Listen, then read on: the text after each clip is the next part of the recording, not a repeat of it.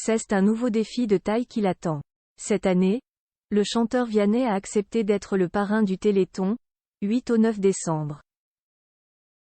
Succédant à Matt Pokora et Kev Adams, celui-ci sait à quel point ce moment est important pour les familles des enfants malades, qu'il va rencontrer. Et d'autant plus que le handicap l'a touché personnellement ces dernières années, comme il l'a raconté à nos confrères de Télé 7 jours.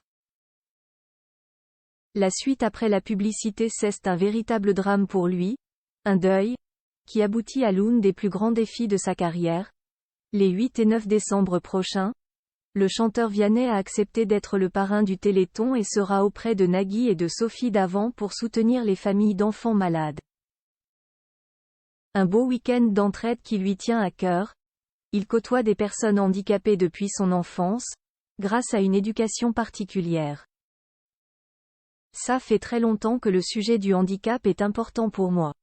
Ma famille me l'a transmis, avec une éducation très tournée vers ça, que ce soit en allant à Lourdes ou à l'école dans laquelle j'étais, avec des enfants trisomiques.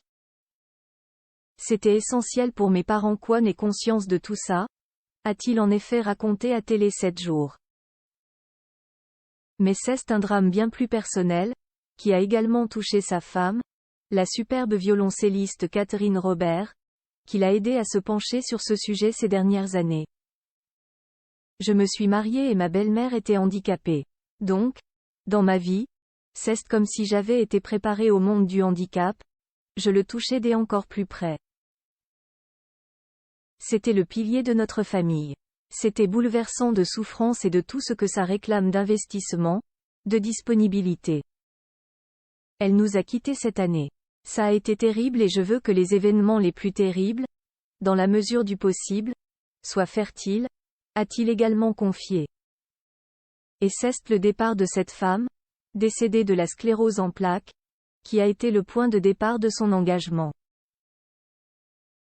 Un deuil au départ de son engagement. Son départ m'a donné une force incroyable pour m'investir aux côtés de ces familles et d'un organisme comme le Téléthon, qui fait vraiment bouger les choses.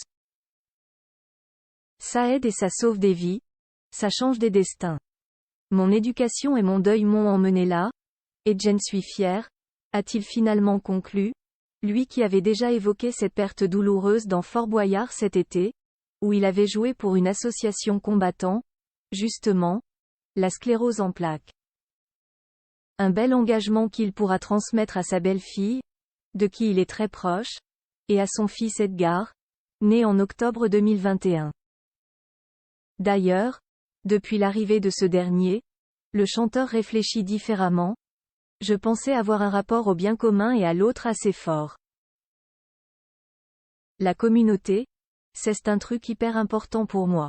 Beaucoup plus depuis que j'ai un enfant. Avant, j'arrivais à me détacher de pas mal d'inquiétudes quant à l'avenir, pour vivre ma vie au quotidien. C'est évidemment beaucoup plus compliqué quand tu as un enfant. Maintenant, je pense à lui, c'est sûr. Une belle prise de conscience. La suite après la publicité.